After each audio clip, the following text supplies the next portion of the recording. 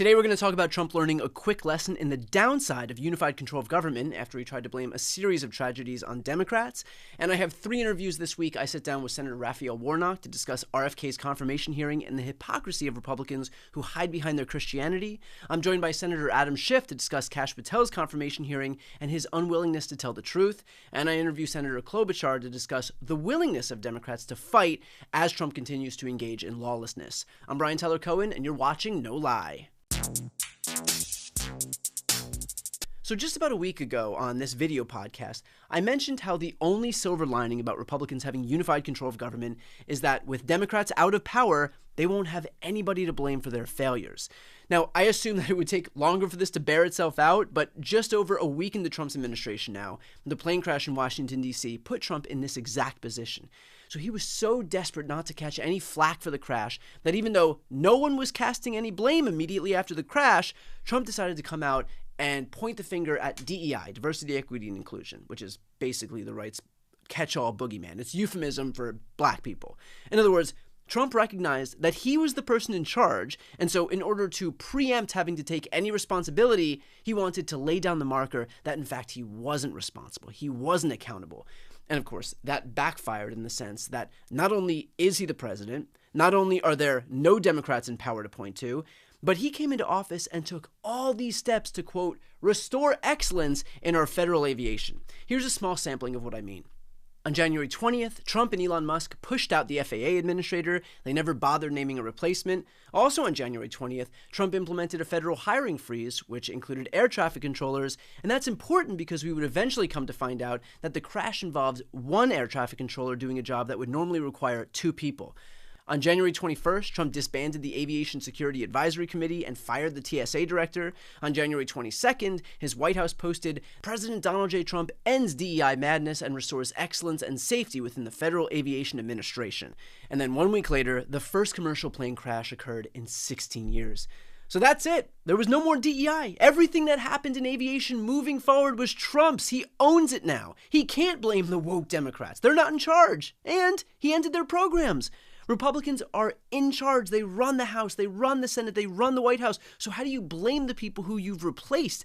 And Trump knew that. So his next best option here, his only option here, was this amorphous concept of diversity, which of course, again, he would have been more successful at blaming if he didn't already make a big show of literally ending DEI. But there's a lesson here for Democrats too, and that is to know, beyond a shadow of a doubt, that Donald Trump and Republicans will fill any void with disinformation. There were still bodies in the Potomac when Trump started shouting about DEI, meaning nothing is sacred. And this has been a recurring theme on the right. They said that Obamacare would usher in death panels, and our silence on that issue made the narrative stick, and Democrats got eviscerated in the 2010 midterms.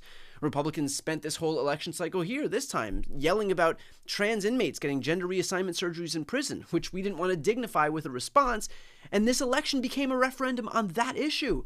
During the whole Biden era, we laughed off the Hunter Biden tape thing, and the Biden crime family became a war cry on the right. And now here we are, we allowed a plane to crash without jumping to conclusions, God forbid, only to let Trump turn it into a referendum on DEI. Their strategy is clear. So at this point, why ours isn't is inexcusable. But we'll have the chance to show that we've actually learned our lesson because now, as we engage in a trade war, we're again in the same boat. Costs are inevitably going to rise on all Americans. The Nonpartisan Tax Foundation found that we're going to endure increased costs amounting to $830 per household in this country.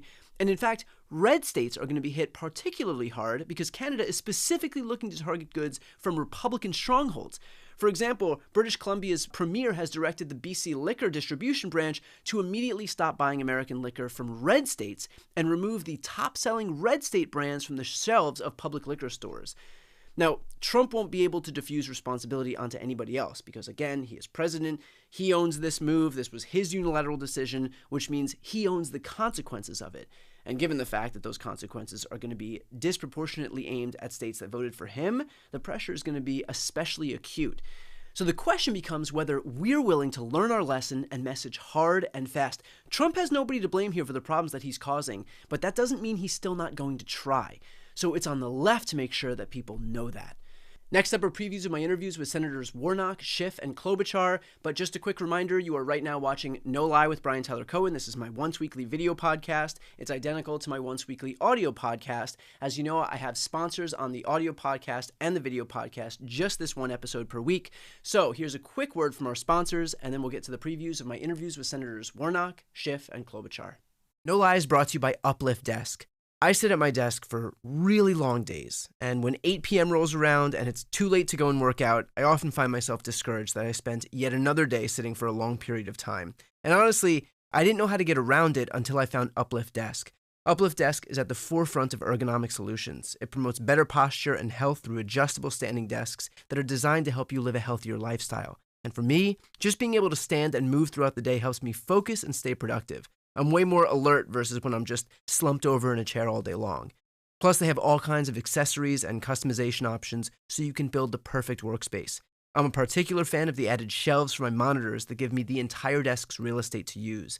So make this year yours by going to upliftdesk.com/BTC and use our code BTC to get 4 free accessories, same-day shipping, free returns, and an industry-leading 15-year warranty that covers your entire desk and an extra discount off your entire order.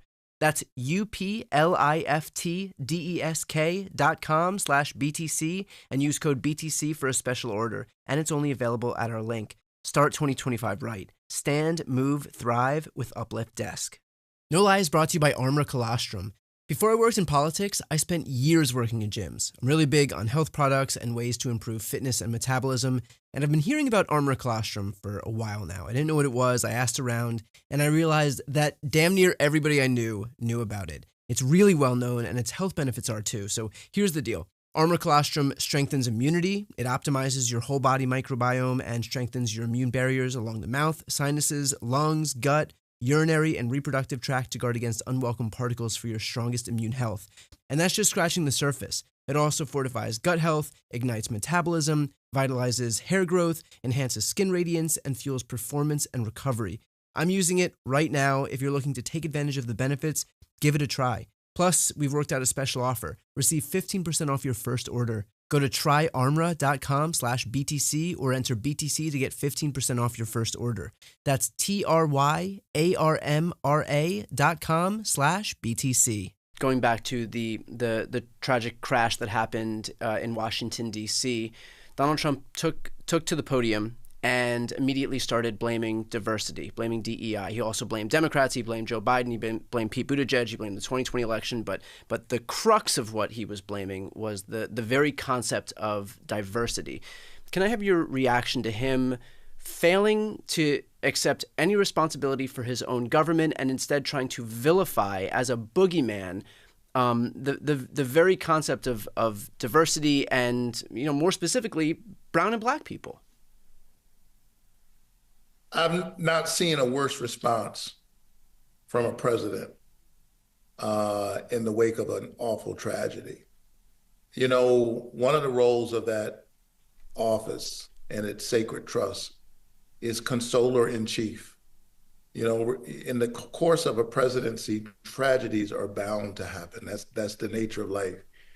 And whether it's a terrible accident like what we saw last night, or a horrific school shooting, which we see too many of, people expect their president to show up on the scene and certainly insist that government finds out what happened here. And that's our work, and get to the bottom of it.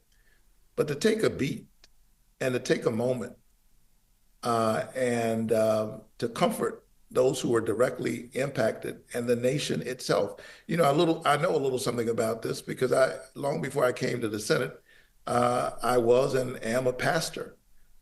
I've been with families as they've had to confront the unthinkable in their worst tragedies. And I can tell you, not just as a member of the Senate, but as a pastor, that for Donald Trump to pile on his politics and his bigoted agenda on top of the pain that these families are already feeling is way beyond the pale.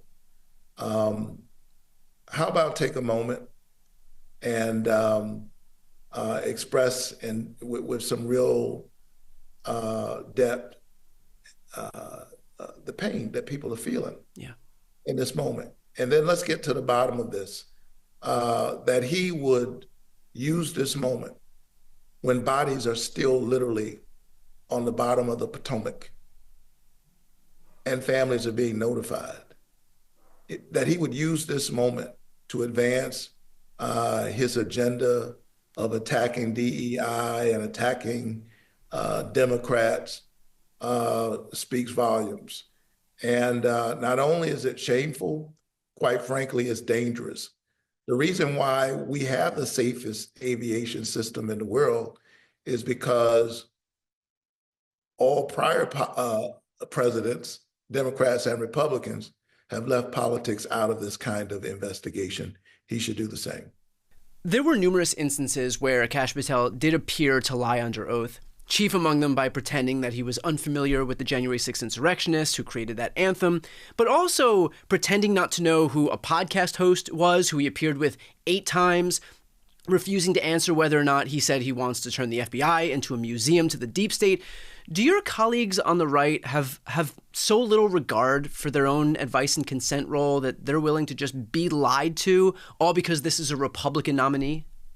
Well, I guess time will tell whether a sufficient number of them will reject this plainly unqualified, disqualified person. You know, I tried my best at the end of the hearing to appeal to my colleagues by saying, how is it that we even got here where we're considering someone so clearly unfit for this job when we've had other people like Chris Wray and others in the past who had great experience, who had integrity? How has it come to this, to Akash Patel? And the reason it's come to this is he rose with lightning speed through the first 4 years of Trump because he was the guy who would say yes to Donald Trump when everyone else would say, no, you can't do that. That's unethical. That's unlawful. I won't participate in it. I'll quit before I'll do that. Akash Patel is the guy who said, yes. What else can I do for you? That's why he's risen so fast. That's the ticket to progress in Trump world, which is the bigger the sycophancy, the faster you rise. And we'll find out soon, because in addition to Patel, there was Tulsi Gabbard today and RFK Jr. Is the Senate going to say yes to these patently unfit candidates for high office? If they do, it will bode very poorly for what the future is going to look like. Is there any assurance that you have for folks watching? Because thus far, there is a sense of kind of I don't want to say like cynicism that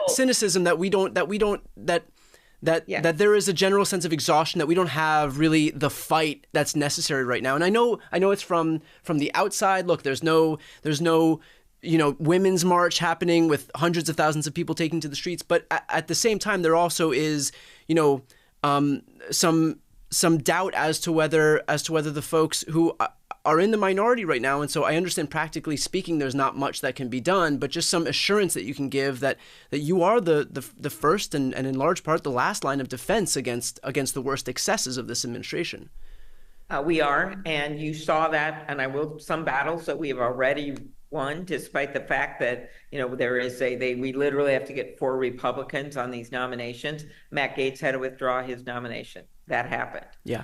There's a number of these hearings, especially the Kennedy hearing, where you saw a lot of pushback. We'll see what our Republican colleagues do because of their belief. Some of them actually believe in vaccines and believe in science.